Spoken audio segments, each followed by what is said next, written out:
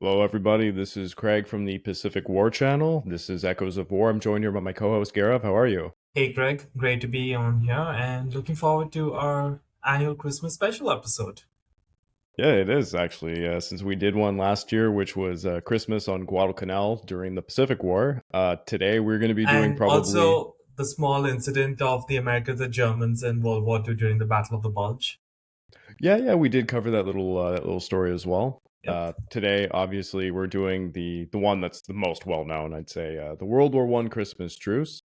But before we jump into it, I want to remind everybody that please, if you can, join us on YouTube as we're going to be probably showing maybe 50 photos and maps of a lot of events in this one. It's going to be quite a visual episode.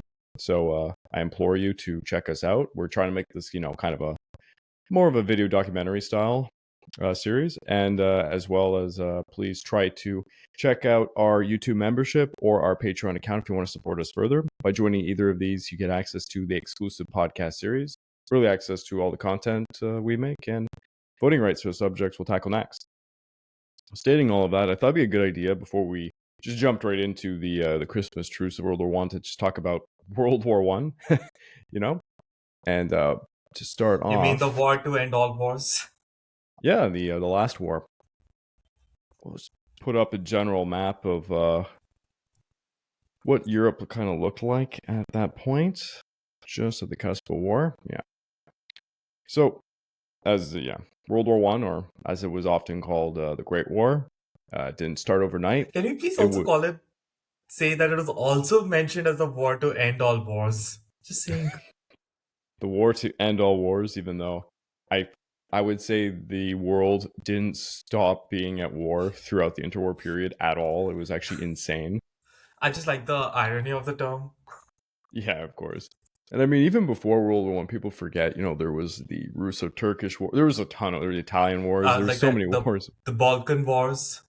Yeah. I mean, the Balkans is just I mean, they a anyways keep fighting cesspool. all the time, so. Yeah, of course. But obviously, World War One, was a culmination of decades of tension, alliances, rivalries, and Yeah, a we did cover assassination. one part of it in terms of the naval arms race and the Battle of Yep. Jutland as well. The naval arms race Yeah, of course. was one incident that kind of led up. So, Oh yeah, it's definitely an aspect to it, of course. and I think what we could definitely say is the assassination is sometimes people refer to that as the only reason that the war took place of the Archduke of the Austro-Hungarian Empire. That's not Yeah, the of course. case. Not at In the all. sense, everyone was just scrapping for a fight. What would have Yeah. been the trigger point was completely different, but given the heightened sense of nationalism, tension, right, between the Russian, British, French against the Germans who want to expand, Austro-Hungary, and the Ottomans who are just trying to have some semblance of normalcy or whatever. Yeah. Both I might also crumbling. add one thing I found very amusing. The Serbs probably took the wrong person out because among the elites of the Austro-Hungarian Empire, Archduke Franz Ferdinand was actually wanting to court and empower the Slavic people so that he can counter the Hungarian influence in the empire. Yep. Yeah, they certainly attacked probably their best chance at any positive movement. That's what's the kind of the great irony behind that. But before we jump into that, I'll just kind of go through a general overview of the situation. So Europe at the turn of the century is obviously it's a continent full of different empires, and they're all each vying for power, resources, and prestige. There's nothing new there. It's been going on for decades and decades. Major players would be, the British Empire, which controls vast colonies across the entire globe. There's the relatively new German Empire that had been unified under Otto von Bismarck. Yeah, I think we should And also just remind people that Germany and Italy are literally nations that are like what 50 less than 50 years old at this point. yeah, very, very young. And Germany is still rapidly industrializing itself. The Austro-Hungarian Empire, which has been there forever, and it's not to go into the history of that. It's a patchwork of ethnic groups all held together by the Habsburg rule. It's kind of crumbling at this point. It's on its last legs. You got the Russian Empire, which has a lot of problems, to say the least. It's not Oh, modernized. oh, Yeah, I think when we did our politically incorrect, I think history episode when we were talking about the voyage of the Second Pacific Squadron, yeah. and we also have the old man of Europe at this time, the The Ottomans. Ottomans, who are even worse off than the Austro-Hungarians. The Ottomans are literally being chipped away by all the rest, and they're being openly mocked by all the great powers. They're being called the sick man of Europe. And of course, we have France, who is historically always had quite a strong military presence, especially, well, not especially since the Franco-Prussian War of 1870 when they got the shit kicked out of them by the Prussians. But other than that, there's still a strong presence. Yeah, I always like to say France is really strong under Napoleon the first. Yeah, Just want to clarify. yeah, the first, yeah, not the others. Nationalism is certainly on the rise now in the Balkans. Slavic peoples are chafing under the Austro-Hungarian rule, to say the least. A lot of them are seeking independence. Imperialism fuels competition for colonies amongst all the empires. There's the scramble for Africa and Asia that's been going on since the late 19th century, and that's led to many different types of situations, like the Moroccan crisis of 1905 and 1911, where Germany and France nearly came to war over North African territories. Now, militarism adds fuel to all of this. Countries are building up armies and navies, and as Gareth pointed out, we did an entire episode looking at the Anglo-German naval arms race, which was by a large part the fault of Kaiser Wilhelm II and of course Tirpitz, You could also who, say that both nations in that arms race just had like laws which were just made that they just keep building and building. yeah, it was an inevitability. Yeah. Basically, everybody was building up to the Great War. The real danger, because there's multiple variables as to why there is a Great War, but I'd say one of the largest one was the web of alliances that existed. Europe had kind of divided itself into two camps. There's actually so many treaties to go into. I don't want to go through it here. And to be honest, I think on my exclusive podcast series, people are voting right now, and one of the options is how the alliance system led to World War One. So I don't want to give it away too much because I'll have to write an entire thing on that. But the Triple Entente, as it became known, was Britain, France, and Russia. And then there was the Triple Alliance, or we call it the Central Powers, was eventually Germany, Austria-Hungary, and initially it was supposed to be Italy. But as in both world wars, Italy is an unreliable ally. And these pacts, they At least in gradually... World War One, they did pull a bit of weight. Yeah.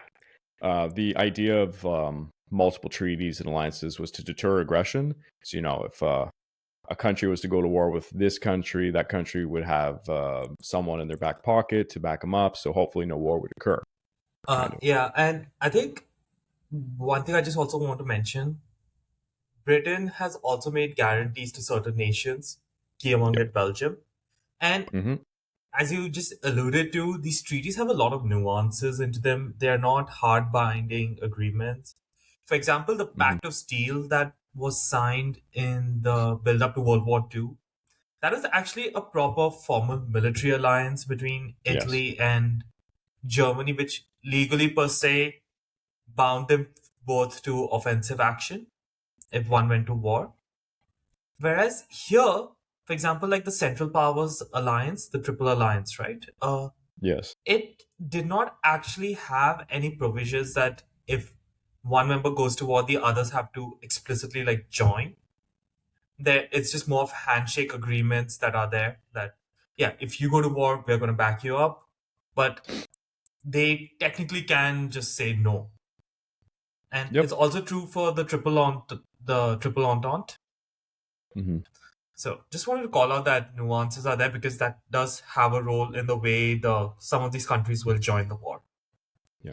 I mean, certainly Italy's going to make that excuse during all of this. Well, to be fair, Britain also did.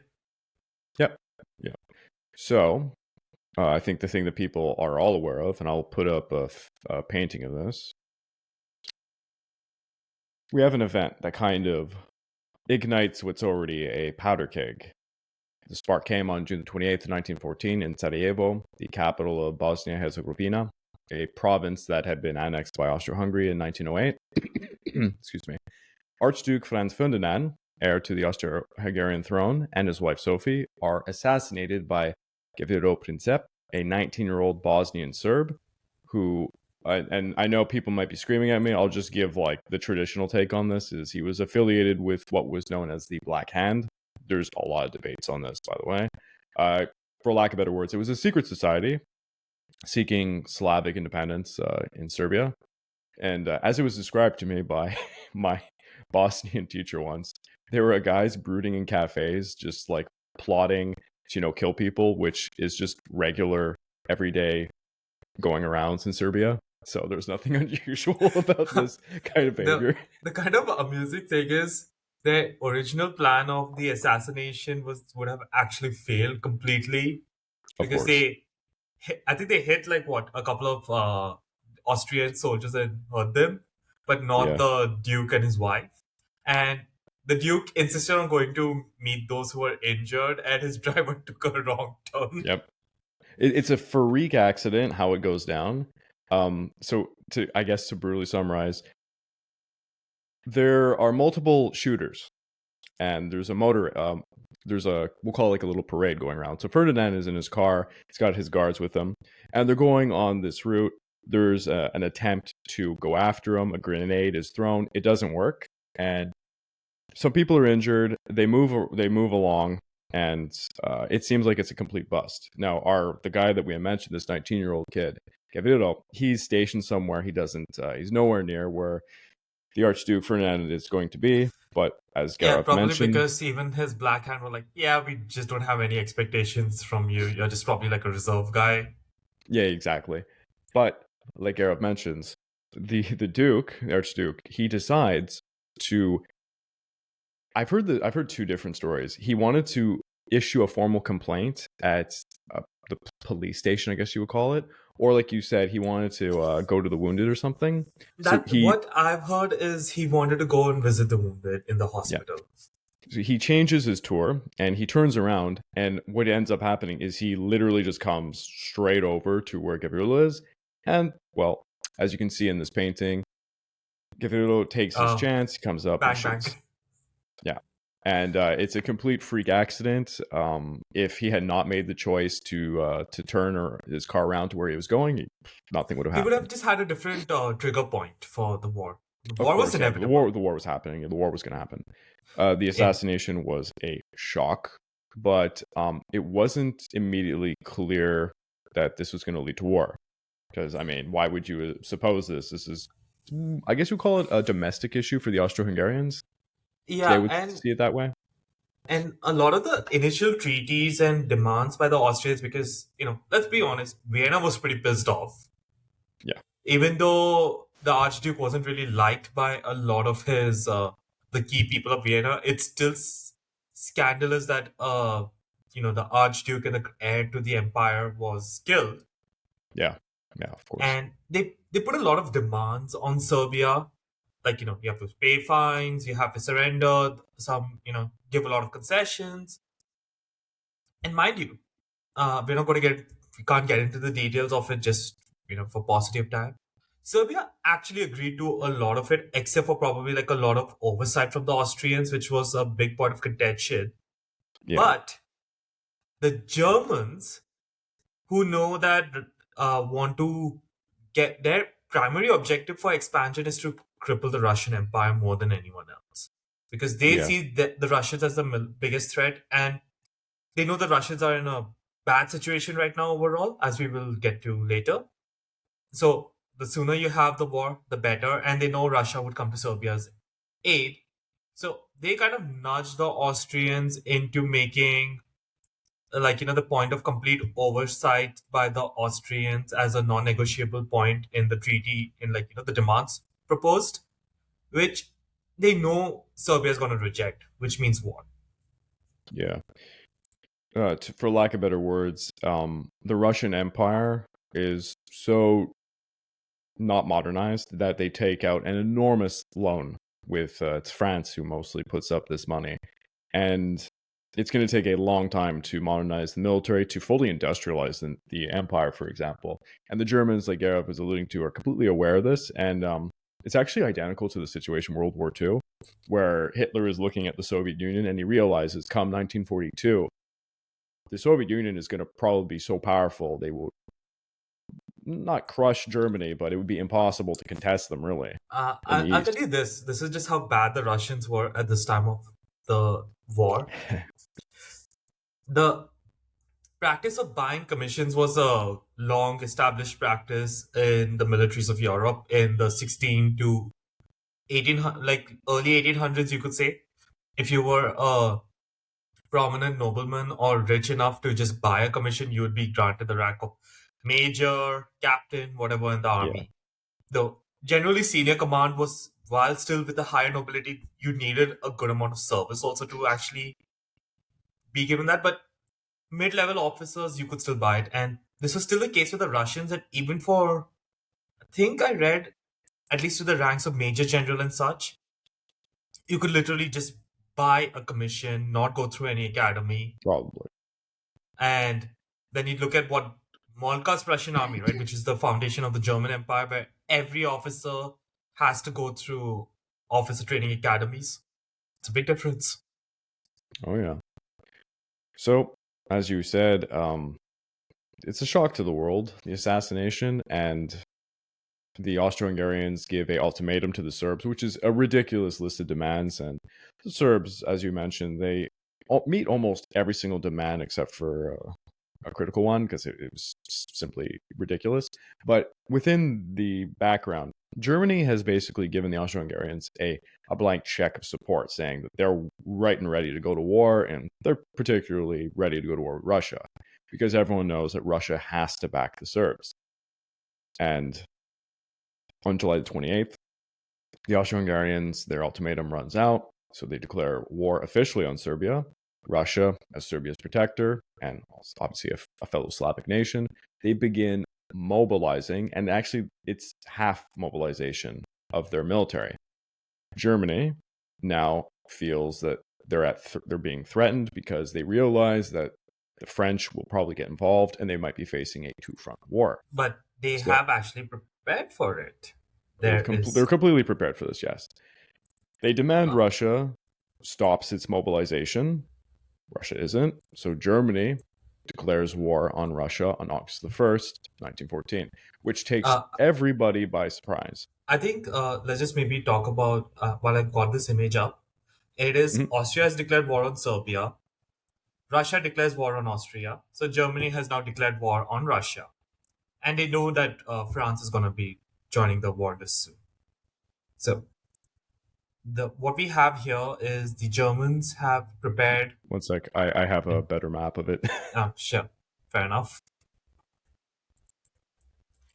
I actually did see that, but I thought it would be a lot because I like the details on it. Sorry. Fair enough. But yes, the Schlieffen plan, which was actually a pretty old plan in comparison, it's 10 years old, was the Germans calculated Russia, they will have at least 3.5 months at the bare minimum from the declaration of war with Russia till they really need to concentrate their forces. They literally leave 20% of their forces in the east.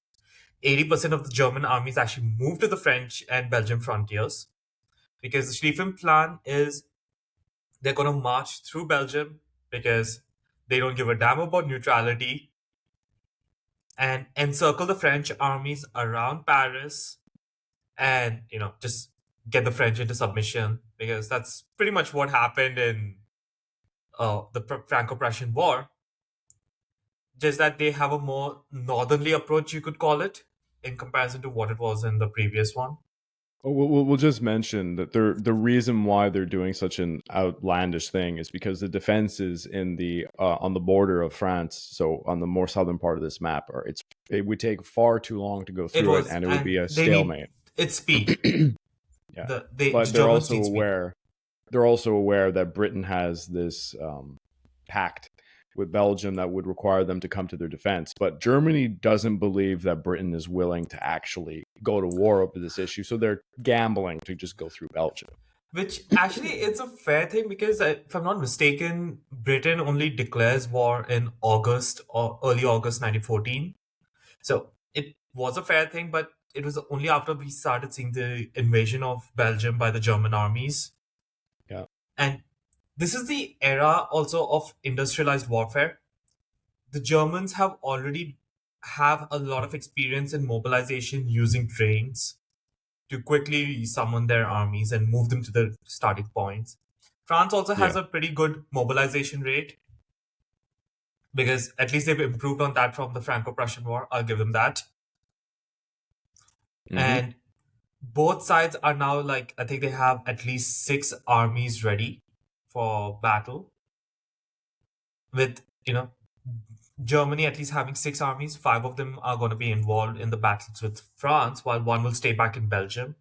And then you have one army in East Prussia right now. Yeah. And I mean, just to go through the timeline a little bit, France, who's allied with Russia, they begin mobilizing, but both Russia and France are actually shocked because the Germans have kind of secretly mobilized in the background, and they've done this extremely quick because Germany is initiating this predetermined Schlieffen plan. On August the 3rd, Germany declares war on France and invades Belgium the next day. Britain, bound by the treaty to defend Belgian neutrality, they declare war on Germany on August the 4th, which shocks the Germans because the Germans really didn't think that they would go through with it. And it seems like suicide for Britain, honestly, at that point. The dominoes then are going to be falling through all this process throughout the war. So Japan is also allied with Britain, so they join against Germany. They're going to be doing a lot in the East. I've done many episodes on that if anyone's interested on the Pacific War channel. The Ottoman Empire is being kind of talked to by both sides, and they eventually join the Central Powers, thinking that's going to be their best option. Italy decides to stay neutral, but will later join the Entente powers in 1915 because they're looking to grab The some prime minister territory. is actually negotiating to try to just see which of these guys are going to give me the best offer. That's literally Yeah. how they were working. And US actually declared its neutrality pretty quickly. Yeah, the United States declares neutrality, but will be forced into the war for financial reasons in 1917. Excuse me. I don't know if anyone can hear it. I'm dying. I'm like sick as hell. And I had a recent dentist thing, so I definitely have a lisp, and it's driving me insane. Merry But yeah, I'm Christmas, trying my Greg. best. Yeah, exactly. So we're going to kind of go into the first 5 months of World War One. I mean, we're not going to do everything about World War One before we talk about the truce. I don't know as far as maps are concerned, Gav, but I do have some of them, yeah. yeah, toss them up as it comes up. It's going to be a lot of different stuff. Yeah, It's sure. so the I first think, 5 months are yeah, yeah, and I'll also just mention right now, while Germany and France have more, and Russia, Austria are mobilizing armies in the plural, Britain is not. The British Expeditionary Force is pretty small. It's, I think, what, six divisions with five cavalry brigades in yeah, 1914. But these are technically the best British troops are alive because Britain uses a professional army. It's not a trained conscript army like what Russia, Germany, and France use. So now, as you mentioned, the most important thing is the move through Belgium by the German armies. And that's actually where they buy some time for the French because there are some, sieges that go on in the Belgium cities.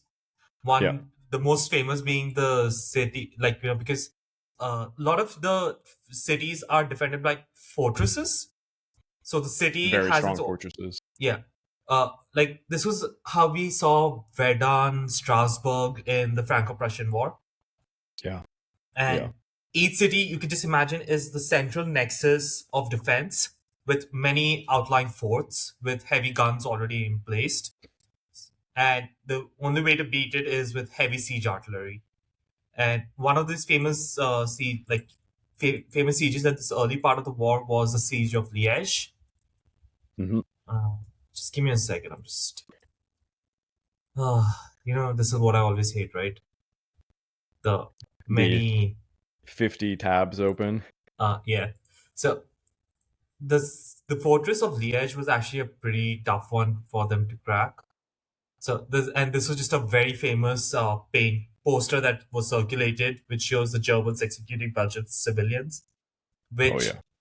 became a big propaganda tool. And I think this particular image was one of the three, what I call the three most famous posters of World War One. The other being Kitchener says your country needs you, and Hmm. the the French at Verdun, ils ne passeront pas. Yeah. Well, I mean, Uh, this is what starts the anti-Hun propaganda, portraying the Germans as the barbaric. Well, until the Huns, basically from way back when, which has its own historical story, in its own it's right. actually I find this very amusing. Is a lot of British, so like they had a lot of the soldiers would carry banners which would have the slogans or whatever. So the Germans usually used to have Gott mit uns, Yeah, God with and me. Yeah. yeah, and the British soldiers from a distance would just see the UNS and they thought maybe the Germans forgot to spell, but they say, "Oh yeah, we're just fighting the Huns, and the Huns were barbaric." Yep. Yeah. I know. It's such an interesting. I mean, we can't go into it, but it's an interesting story where that kind of mythos comes from. But yeah, as you mentioned, the Battle of Liège is it's horrifying. Just a lot of atrocities committed against the Belgians. The Belgian forts surprisingly held out well against the German artillery, and the Germans were not expecting this. They really thought that they were going to storm through, and time was of the essence for the entire Schlieffen plan strategy. So it delayed the invasion and allowed the French and the British, a lot of time to mobilize. The Germans eventually would take Liège using their massive siege guns, like the big Bertha howitzer, but not without cost. Reports of German reprisals against civilians, the executions, burnings, it all fueled the Hun barbarity propaganda, and this really galvanized Entente recruitment. And we're not going to go through every battle, by the way, everybody, but we're going to go through kind of the big ones. Afterwards, we're going to see the Battle of the Frontiers. This is early August until September. As the Germans are pouring into Belgium, France launches its plan, which is an offensive into Alsace-Lorraine, territories they had lost in 1871, because, of course, the French are obsessed with regaining what they lost, and the French are going to absolutely screw up World War One in every way, especially with the Treaty of Versailles, to say the least. But the French troops, in their bright red and blue uniforms at this point, by the way, they charge with bayonets and they do cavalry charges, right at the Germans, and they learn firsthand that in this new era of modern warfare, you get cut down. Oh, I think you're muted. Yeah, I think you're muted.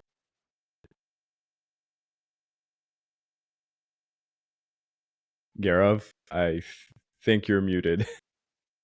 Oh shoot, this is just such a work thing for me. Yeah, you just say what you were saying. Yeah, I could see you Yeah, talking. I just wanted to say this about the the offensive spirit. A lot of the commanders from both sides, they just believe that you just need to instill like pride and discipline, and offensive spirit is going to be enough to carry your forces to victory. Just like that intense first attack is all you need to win the war. And this was a lesson that's going to cost them many millions of troops over the next few years. Before I think by 1917 is when the British and French finally realized that's not a good idea. And Yeah, everyone yeah, forget and it's bad.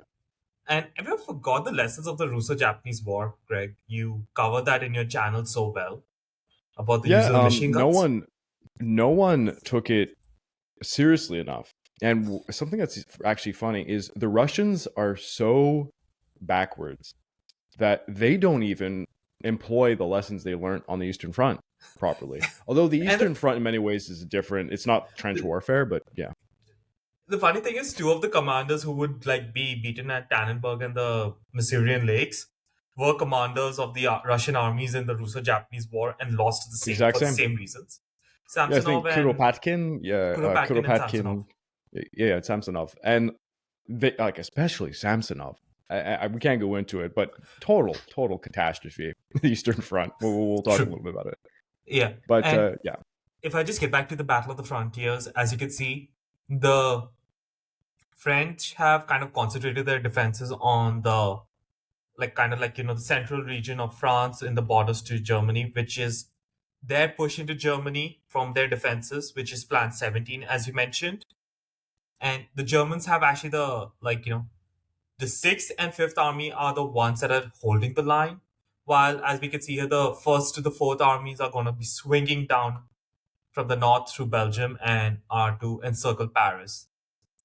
And the BEF has now taken up position on the left flank. It has finally arrived, those couple of divisions. Though they're not at the full strength yet. I think at this early stage of the war, they are about 4 divisions strong. 2 more divisions are still being mobilized as we speak. But this was the Battle of the Frontiers, which was probably the first major engagement of the war, you could say. Yeah.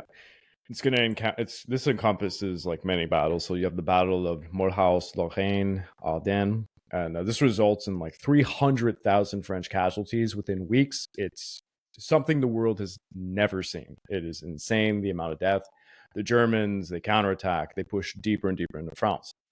Meanwhile, as Gareth alluded to, the British Expeditionary Forces, it's about 100,000 men under Sir John French, which I just love, that's his name, given the fact he hates the French, lands at Le Havre, and they advance to Mons in Belgium. Now we're going to have a Battle of Mons. And I'm just going to say one thing, though, for the Battle of the Frontiers, in terms of the strength. Germany has deployed 68 divisions for this battle. The Entente forces, which is France, Belgium, and the United Kingdom, have a theoretical strength of 74 divisions as well. Though Britain, as I mentioned, is not at the full 6 divisions. But this is the kind of numbers which was practically unheard of before. Yeah, except probably the world like is ancient China, I guess.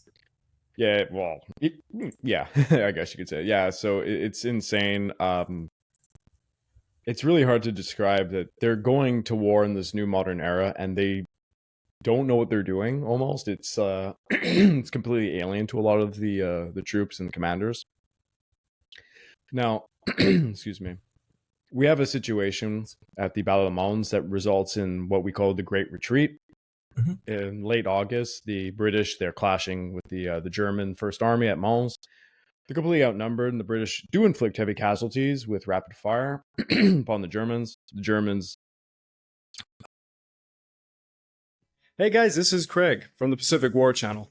Please don't forget to check out my YouTube membership or my Patreon account over at www.patreon.com/Pacific War Channel, where you can join the ranks and gain access to a hell of a lot of goodies.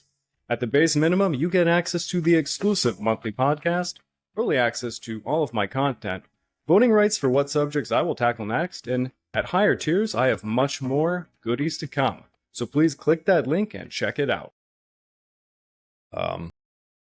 Basically, still are going to win, and this causes them into a large retreat over about 250 miles, known as the Great Retreat. Soldiers are marching by day and night, and they're completely harassed by the Germans because the Germans are not going to let up. And it's going to culminate in a battle known as the Battle of Le Cateau on August 26th, where British rearguards fought delaying actions, trying to buy more and more time.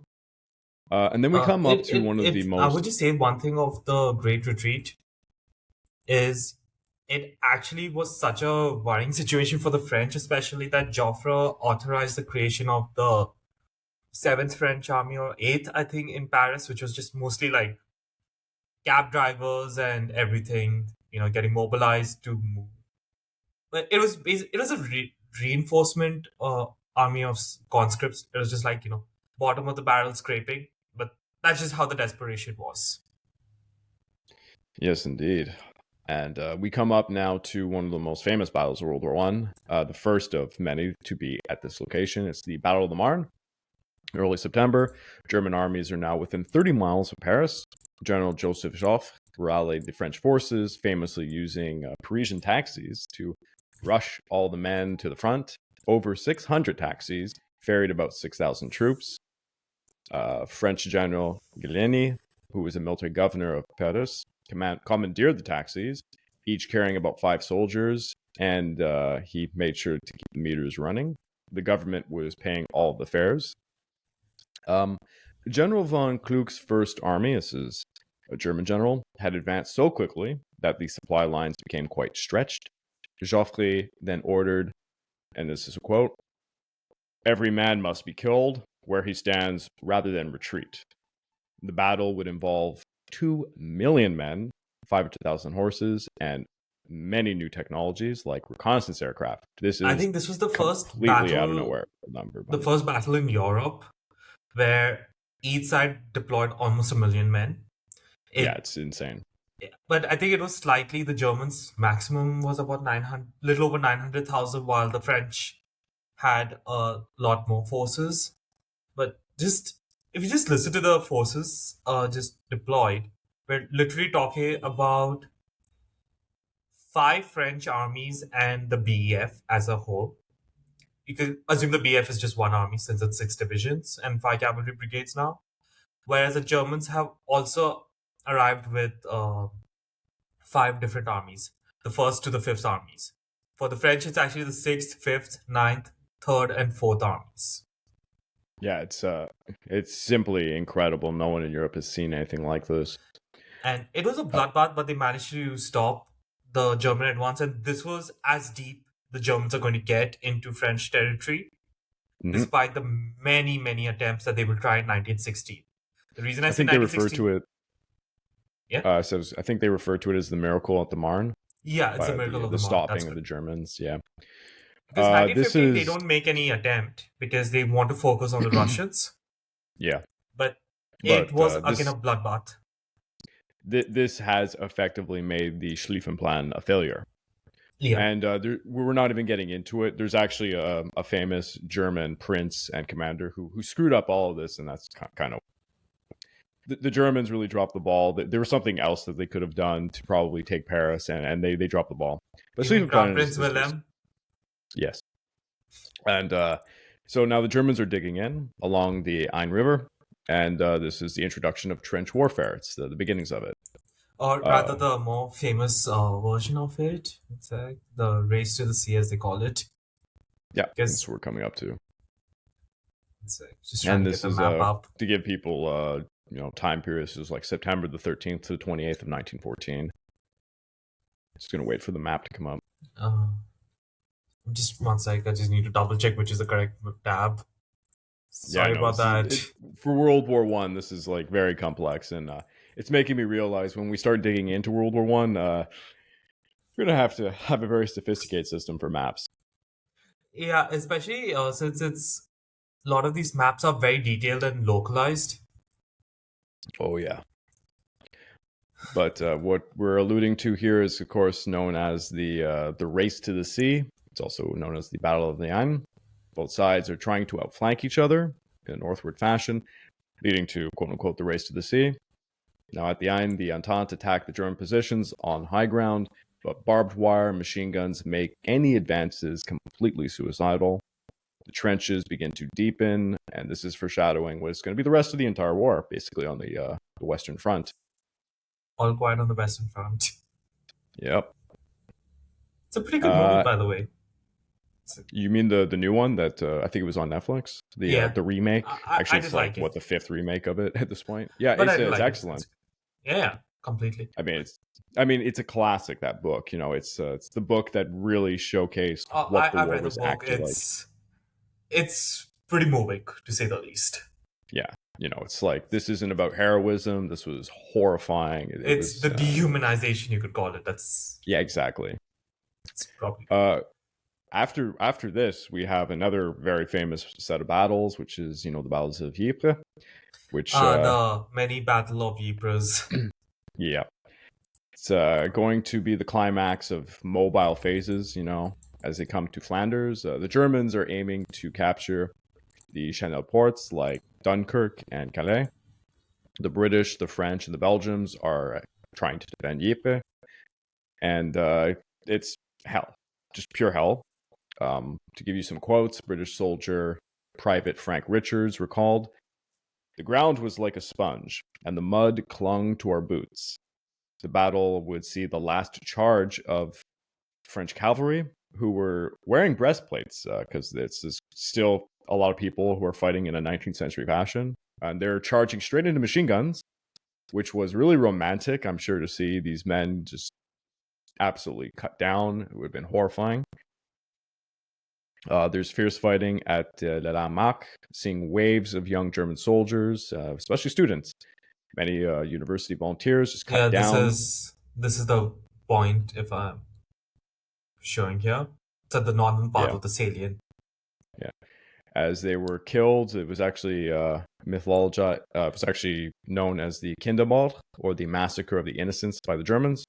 The Entente held their lines at enormous cost. The original British expeditionary forces were virtually wiped out. About 58,000 British casualties. And just a little point of information here. This was like Britain's, as you mentioned, Gareth, their professional army. These were probably the best troops on the Entente side. And they're gone by the beginning of World War I. Britain is going to have a hell of a time recruiting and basically rebuilding their military from almost scratch after this.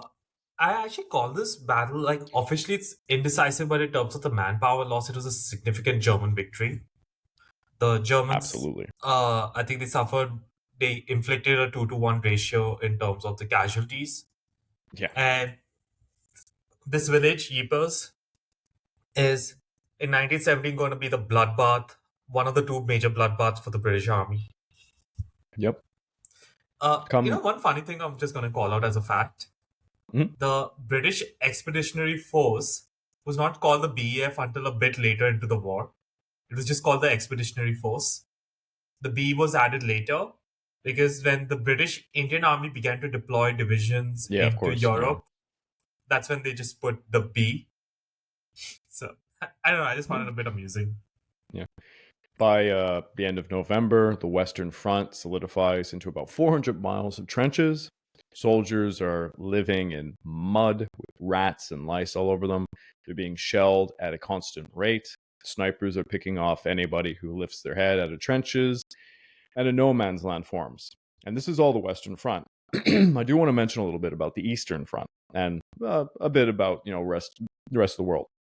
On the Eastern Front, Russia's early offensive, because the Russians basically they shock everybody by scrambling faster than anyone could have possibly predicted, especially the Germans. They took the Germans by surprise.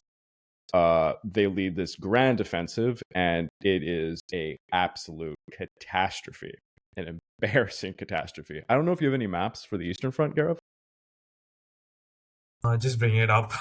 Just give me a second. Yeah, I'll let you bring it up first, because I know if are we doing the first battle of the Masurian Lakes? Whichever you want to do. We can't go through them all, but obviously I think we should just do for the first battle of Masurian Lakes is pretty important because that was that battle was the halting of the Russian advance. One sec, just bring it up. But before that happens, there's a fantastic battle known as the Battle of Tannenberg, which happens in August. It's August 26th and 30th. I keep forgetting that Tannenberg happened before. My bad. Yeah. Tannenberg is before the Masurian Lakes. Excuse me, I'm sick, everyone. The generals in the East at this point are going to be famous. Generals Hindenburg, and then later General Ludendorff, who was actually in the Western Front, but he's brought over. And Ludendorff Hindenburg was actually a retired general at the start of the war. And he was requested to come and join in service. Yeah. And Ludendorff, von Falkenhayn hates them, to say. Of course. Ludendorff made a name for himself during the battle in Belgium, where he personally arrested some Belgians in a fort. What was the story? He shows up with a gun. He comes up to the door and he demands that they come out. Anyways, Ludendorff has become kind of a fiery little character by this point, but he's brought over to work with Hindenburg, and they effectively oversee a incredible defense against one of the most unprepared militaries in World War I, which is the Russian forces. They destroy an entire Russian army at Tannenberg. They capture almost 100,000 prisoners. It's insane. Now, as Gerard was alluding to, after Tannenberg, we have another absolute disaster for the Russians, which is known as the Battle of the Masurian Lakes. And upon that battle, another 125,000 100,000 Russian soldiers are going to be taken prisoner. This is insanity. The Germans had not anticipated that they would be doing well. The entire plan, the Schlieffen plan, predicted that they would be performing delaying actions as the Russians basically marched against Berlin, and it was a race to take out Paris before that could happen. I'll just tell you this, okay? The first battle of the Masurian Lakes, if you just even consider the fact that the Russians, in terms of manpower, outnumbered the Germans by more than 2 to 1, Oh yeah, though they just had pretty shit supplies. And if you look at the casualty ratio, the German of like what we know is the German official record is about 14,000, whereas the total Russian casualties are over 100 to as much as 125,000. And that it's crazy. actually ends Russian attacks into the, you could call it the offensive momentum of the Russians in the Eastern Front for the rest of the year. Yeah.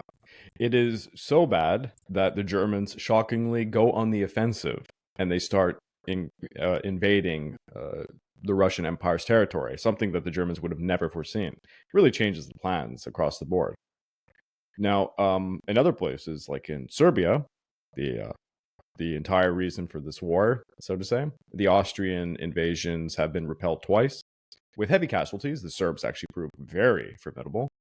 There's also a battle known as the Battle of Helgoland Bight, which sees British naval victories. These are actually kind of small. And German U-boats are beginning to sink Entente ships in this new quest to blockade Britain and starve them out.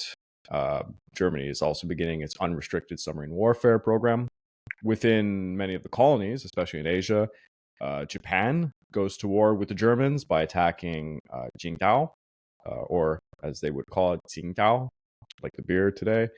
There's even battles across, like Africa, where Entente forces are trying to overrun German colonies in Togoland and Cameroon. And And the there you Germans have one are of the very... best German generals, one let off Wolbeck.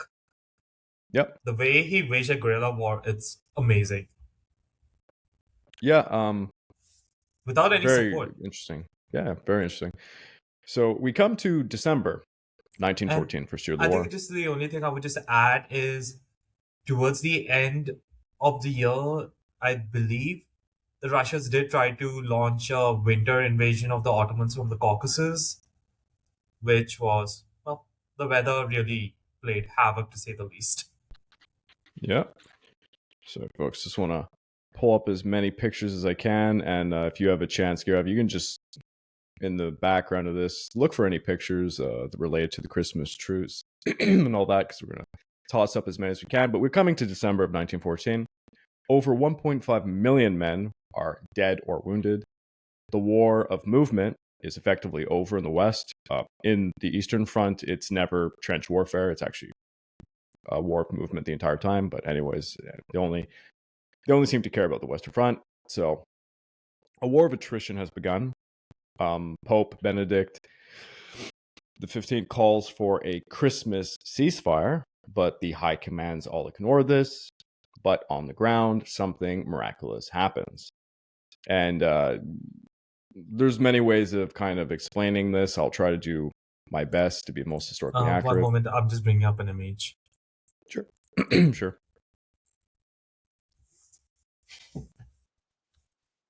Yeah, the classic image.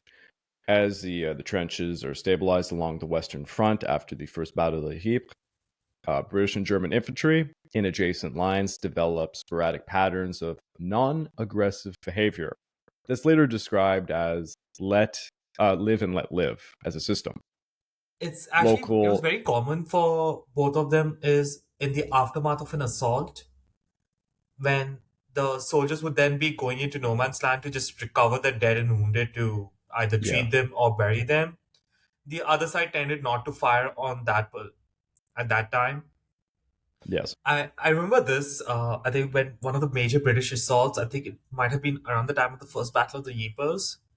This general, he had to use I think three British, and he had a force of three British and two British Indian divisions, holding one British division back. of those four divisions, you pretty much had like 80% casualties. Yeah. And later, he later got sacked because he refused to send the men for an assault the next day. But when the soldiers were going to just recover the dead and wounded, the German machine guns stayed silent. They did not open fire because they just felt so bad. Yeah.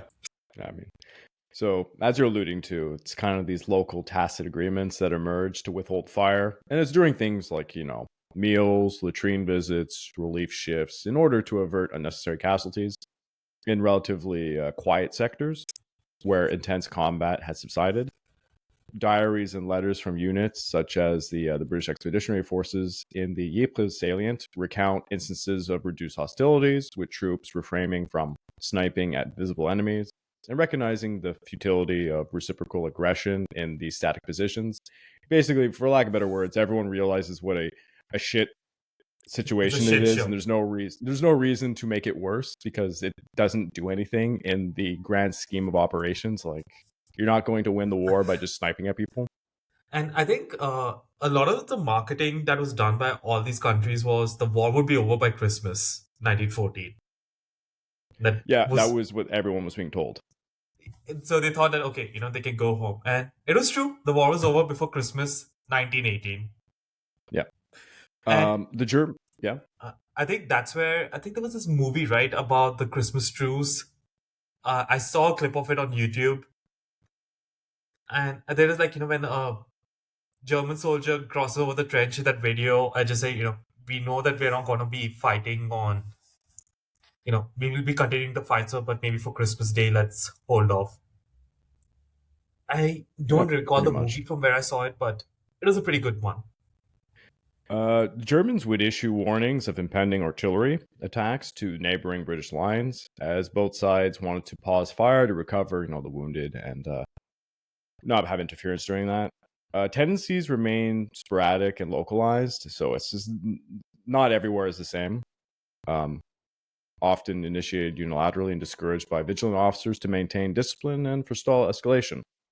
Regimental records suggest that they affected only select frontline stretches, perhaps a few kilometers, within a broader conflict that produced over 250,000 casualties at places like Ypres. German units facing similar exhaustion occasionally mirrored British restraint, but higher commands on both sides viewed such lulls as deviations needing suppression. Junior E- officers, oh yeah, Uh, no, just saying to your point, the officers from both sides were completely against this notion. of course, Even though it may, especially the generals who are like, well, they're chilling in some chateau, 200 kilometers from the front. yeah, yeah. But German units, junior officers drawn from comparable educated circles and sharing rudimentary Christian observances, sometimes exchanged minimal tokens, tossing tobacco tins for uniform buns, as evidenced by letters from things like the London Rifle Brigade and the Saxon regiments and such. But excuse me, all the it's not the same across the front, to be sure. There's a lot of different things happening. But we're going to come now to the story at hand, about the reason why I made this episode. To describe it, the Christmas Truce of World War One, it didn't just spontaneously happen. It it happened in multiple sectors, but it happened sporadically, to say the least. So It was. following the It yeah wasn't like a large formal event. It was many small local yeah truces that exactly was that's what I taking mean to place. say. Yeah, it follows the First Battle of Ypres, where both sides had dug in, consolidating positions amid sporadic artillery fire. On December the 24th, 1914, German soldiers along sectors of the British Expeditionary Forces near Ypres initiated informal contact by singing Christmas carols and decorating trenches with lanterns and small Tannenbaums, it's Christmas trees in German, adorned with candles. These actions arose without higher command's involvement, signaling festivity in the frozen darkness. The truce began sporadically on Christmas Eve. In many sectors, it was heralded by a glow of lights and the strains of music. German soldiers who had received care packages from home plaqued, these flickering lights on their parapets, a stark contrast to the usual muzzle flashes of gunfire that everyone was used to by this point. Singing followed, and the Germans, they were doing familiar carols like Still Nacht, Heilig Nacht, which is Silent Night. Their voices were carrying across the frozen ground. The British troops, recognizing the melody, they would respond with the English versions, and they would sing things like "O Come, All Ye Faithful" and the First Noel. To give some primary sources, Rifleman Graham Williams of the London Rifle Brigade recounted in a letter, first the Germans would sing one of their carols, and then they would sing one of ours, until we would start up "O Come, All Ye Faithful." The Germans immediately joined in the singing in the same hymn, the Latin words "Adeste Fides." And I thought, well, this is really a most extraordinary thing. Two nations both singing the same carol in the middle of a world war. I have another quote here from Private Bruce Barnsfather of the 1st Battalion Royal Warwickshire Regiment, who described hearing German voices in carols at around 10 p.m. The Germans started by singing one of our carols, and we replied by singing one of ours. It was a beautiful moonlight night, frost on the ground, white almost everywhere. So these musical exchanges built, trust amongst the armies, leading to cautious shouts of Merry Christmas across no man's land. Well, thank God the Canadians were not there, given how savage they used to be. Yeah, I was going to bring up. Yeah, so since I'm a Canadian, the Canadians notoriously shot at the enemy during most of this, and not a good look. I don't Canadian. think they were deployed yet in 1914. I think they only started deploying from late mid-15. Yeah, and but they were pretty savage with the way they taunted the Germans. Yeah, but so for those, anyways, no one would know this because it's probably an American audience. In World War I, Canada had this terrible reputation of just killing prisoners, like really excessively doing. Well, that's war, why we war say. crimes. Yeah, Well, that's why you say, right? The Geneva Conventions were only written to stop Canada. Yeah. Canada has a really bad history with that in World War I, to say the least. But to carry on with the story, in a lot of the areas, soldiers, were actually beginning to venture out of the trenches with their hands raised, trying to test the waters. Another quote here from Captain Bruce Barnsfather near Brogetstertwood. He described this scene. Here was a sight which has never been seen before in war. English and German soldiers intermingled, shaking hands, exchanging headgear, swapping cigarettes and cigars. So here, I'm just going to bring back up probably the first picture we had there. It's a classic picture showing men coming together and exchanging little pleasantries. I got a different image up, but this time showing the guys there and the cigarettes, because soldiers, this is your life. I mean, that's a currency. Yeah. Well, it's not. It won't work if you had Montgomery as a commander. Yeah. Bain's father continues. We were laughing and chatting to men whom only a few hours before we were trying to kill.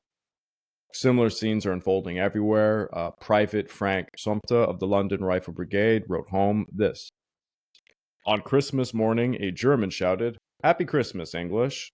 We shouted back, and we soon were calling out to each other, talking and laughing. In Saint-Yvon, near Ypres, German Lieutenant Johannes Niemann recalled, we shouted to the Tommies, and out came a Scot with a football, and we played until the ball burst on some barbed wire. So actually, I can. I was going to say. Oh, you have the same picture. This is an actual image, so. Is that a real image? Because a lot of the photos you find are, what do you call it? Just actors doing it. I think because given the age, you could see the image of the. Yeah. Could be that, but I guess it's more of just getting the essence of what happened. Yeah, of course. I think that's more important. So these encounters, they include, cautious handshakes and exchange of small gifts, like we mentioned, cigarettes, cigars, and rations, driven by holiday sentiment rather than planning.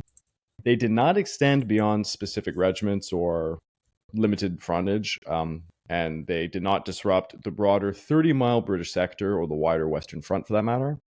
Letters from Rifleman J. Reading illustrate a brief human connection. I shook hands with some of them, and they gave us cigarettes and cigars. Though commanders were urging caution to avoid traps, another British soldier, Sergeant George Alshurst of the Lancashire Fusiliers, shared in his memoir, we started to pop our heads over the parapet, and then we ventured out into no man's land, and soon we met the Germans coming towards us, without rifles, just laughing and joking. So, something that was also happening in the background that's actually kind of important for all this is a lot of this had to do with just burying the unrecovered dead. So both sides were kind of agreeing Christmas truce so that they could recover the body of their comrades, because this was just seen as gentlemanlike This behavior. is and this is actually replicate. It serves two purposes actually, and was a feat replicated across all theaters throughout the years, where you would have local truces to like collect the dead, because one, Yeah, it's actually a health hazard for everybody if the body of is course. left rotting, and second, it's just a matter of the personal dignity that you want to give to your fallen comrades, regardless of whether they were in your company or platoon or not. Yeah. Here, I'm going to toss up one other picture.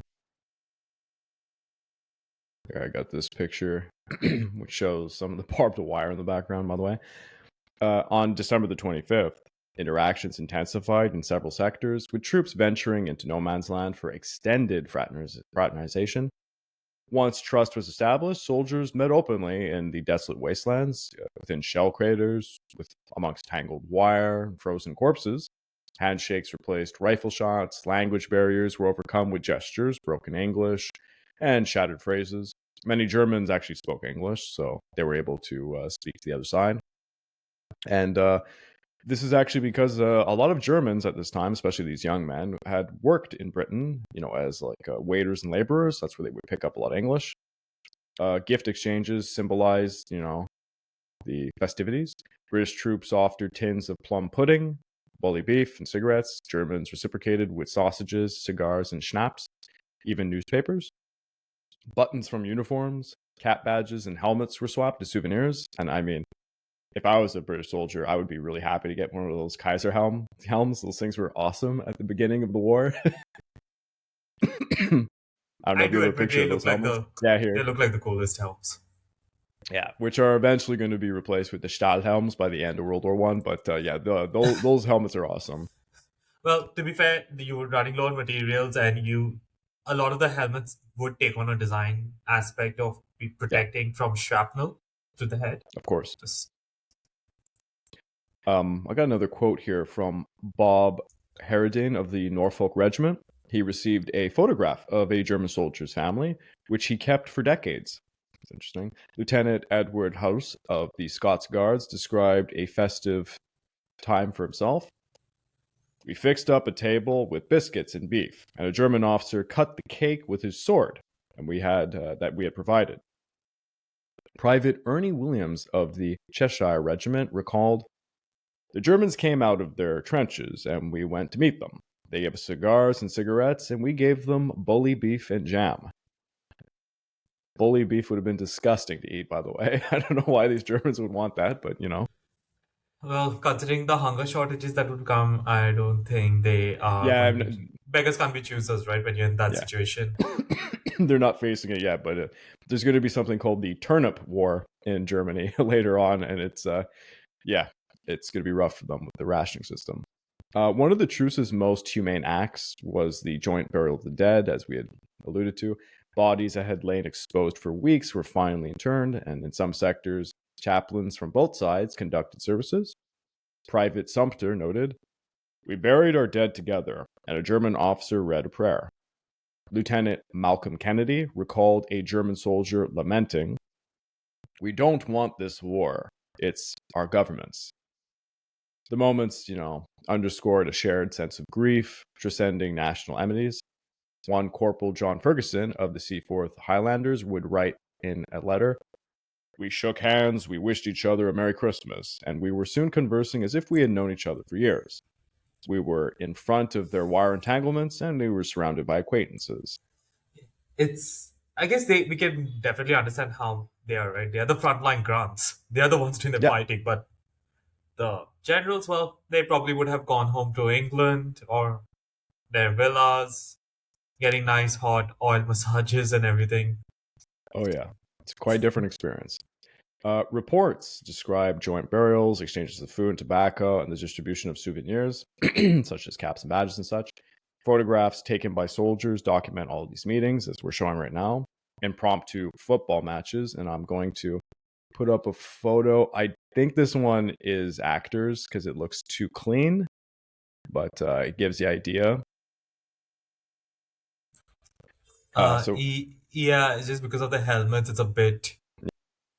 the most enduring legend of the truce is, of course, these great football matches. While not all accounts describe formal games, several confirm impromptu kickabouts. A letter from an officer in the Staffordshire Regiment, published in the Times on January the 1st of 1915, stated this: "The Germans said that they wanted a day's rest too, and we would play football. So we marked goals with our caps, and Germans did likewise. We played, and they beat us 3-2. In other And areas, yeah. sorry, just finish your quote. In other areas, soldiers kicked around empty tins or rag balls. Captain Robert Hamilton of the Seaforth Highlanders would write, "A German band played God Save the King. We applauded."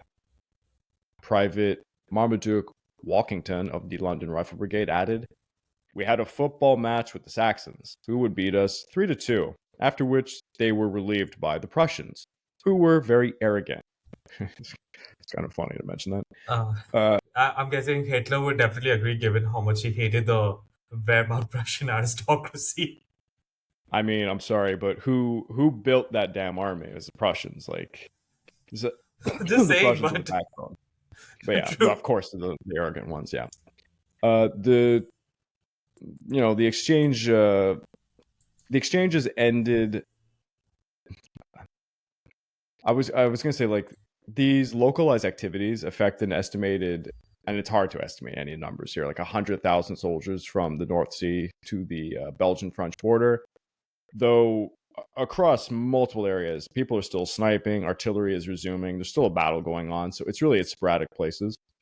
It's mostly, Commanders, I think, the higher concentration is definitely the British sector of the front line, yes, but it for sure. wasn't isolated from the other sectors. It was just not as prominent. And as I'm Mhm. showing, right, this is one of the most famous statues of the German and the British soldiers, like, you know, statues there to kind of remind us of that incident, Yeah. the Christmas truce. I don't know about you, Craig. Have you ever played the game Verdun? No, I haven't, but I'm aware of it. So they always around this time they launch the update in the game for the Christmas truce. I just really maybe it's just like a personal quirk or whatever. I re-download the game and you can go on the Christmas truce where there's like a small football pitch and snowball fight. There's no combat in that environment of the game. So they always release it every year to honor the Christmas truce. Oh, that's cute. The truce did extend to French and Belgian sectors, albeit less frequently, due to lingering bitterness over the German invasion. I mean, it's kind of different when your nation's literally being invaded. Near Armitaire, French polos, French infantrymen shared wine with their counterparts. One soldier, Louis Barret, a French barrel maker turned infantryman, described in his diary, upon meeting some Germans, "If only our leaders were here, they'd see that we're all brothers." Such interactions were rarer, but less profound. French soldier Gustave Berthier wrote in a letter, "We exchanged tobacco and chocolate, and for a moment we forgot that we were enemies." And every time that you hear about these Christmas truces, it almost is exclusive to the Western Front. So I thought I'd say just a little bit about the Eastern Front as well.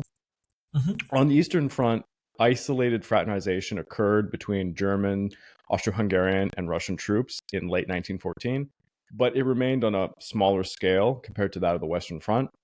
It was limited for a lot of reasons. One has to do, obviously, with the Russian Orthodox calendar system. So Christmas for those who aren't aware, for the Orthodox, such as Greeks and Russians, it's actually it's on January the 7th, I believe.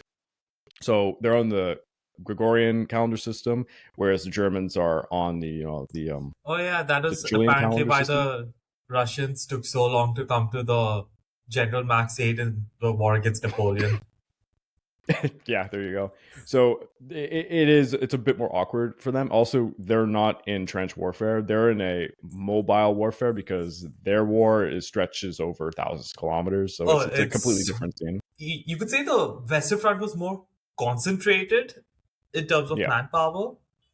I guess you're just going from a small section of the border in comparison, whereas for the Eastern Front, it's all the way from the Black Sea, Caucasus Mountains, yeah, all the way to the northern Russian ports. yeah. It's But huge. but regardless, memoirs and reports emphasize that there were instances of Christmas truces and such, and there was the same kind of things, brief gift swaps and singing of carols and such. It did happen. It's just it was not as large a thing as in the West. Ethnic and religious differences. There was also stricter discipline amongst the Russian forces, which constrained all of this. But Stricter historical discipline records, in Russian armies. Are we talking about well, the same World War One army, Greg? I mean, the Russians were undergoing quite a situation, to say the least, because they had a lot more problems with defections, because the Germans were trying to entice the Russians just to give themselves up, and this is a real problem in the Eastern Front. Because But actually, yeah, the it's a Germans, different even deal. as a prisoner of the Germans, you would actually be eating more food as a Russian soldier. Yeah. And lastly, I'd like to kind of talk about a little bit of the realities behind all this. The truce, as we're alluding to, it was not universal. This wasn't a large thing. It was sporadic. Estimates would suggest it occurred about half of the British-held sectors. It involved units such as the Gordon Highlanders, Lancashire Fusiliers, Chester Regiment, opposing German regiments from Württemberg and Saxony. French participants were very sporadic in the Belgian areas, because there was a lot of resentment over atrocities and the fact that France is invaded. So it's kind of different. Fighting persisted mostly throughout all of the Western Front. Artillery duels were raging near Verdun, for example. Snipers were still active amongst the trenches. Not all soldiers approved, obviously. Some viewed fraternization as treasonous, and officers occasionally intervened. In one instance, a British captain fired warning shots to disperse crowds. Yet the truce's grassroots the grassroots of the nature of this made it difficult to suppress entirely. I mean, you have to imagine, if you are a young officer, you don't want to be the guy killing the mood or the party. Your men might not like that and come after you. Well, definitely they would come after you if you were a Russian officer in the Russian army. Just sake. Yeah, the But for Russian other officers had no reasons. control for the men. But Yeah. for other reasons. Overall, the ceasefire aspect of this largely ended by Boxing Day on December the 26th, though some sectors did kind of prolong this nature into the new year. Reluctant soldiers returned to their positions after, mutual warnings of impending artillery fire. High command responded with rotationing all the units. They performed stricter patrols. They tried to increase bombardments to stop the men from not attacking each other. A few participants faced court martials, but most escaped formal punishment due to the event's widespread and spontaneous character. One Lieutenant Charles Brewer of the Bedfordshire Regiment noted, "The next day we got an order that all communication and friendly intercourse with the enemy must cease. But we did not fire at all that day, and the Germans did not fire at us." And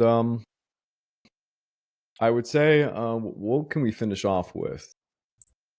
I guess we'll talk a little bit about the higher command. So, for example, on Boxing Day, Sir John French, the commander-in-chief of the British Expeditionary Force, he ordered an immediate halt to all the fraternization, citing vulnerabilities, citing issues of espionage, and that enemy propaganda could undermine unit cohesion.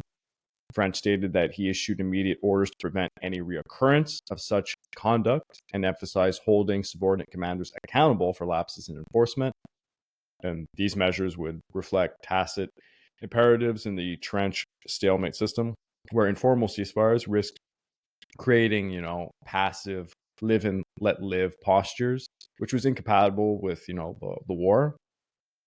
British leadership viewed unchecked fraternization as eroding the aggressive mindset needed to break the deadlock, prioritizing sustained combat readiness over temporary lulls.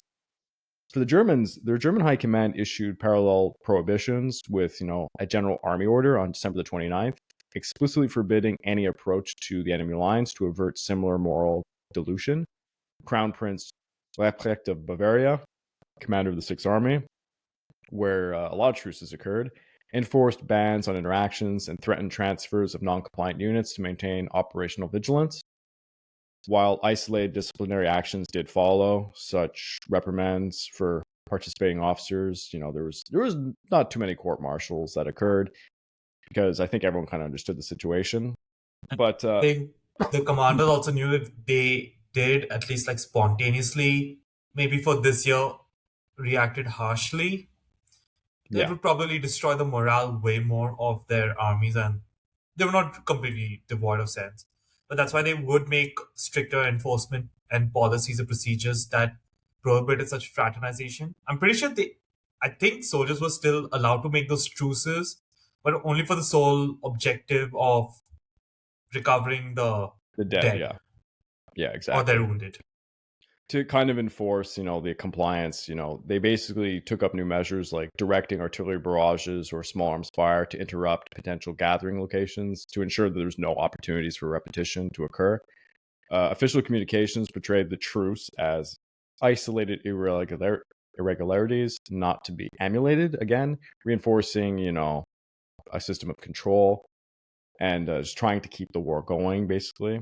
But there would be subsequent truces, smaller in scale. So in 1915, Christmas truces were marked in some sectors, but there was obviously a lot of efforts to restrict this and to stop this from happening at all. And I think But I'll add one more, maybe, which you could yeah, call it a go for it. human element of why the truce also did not continue.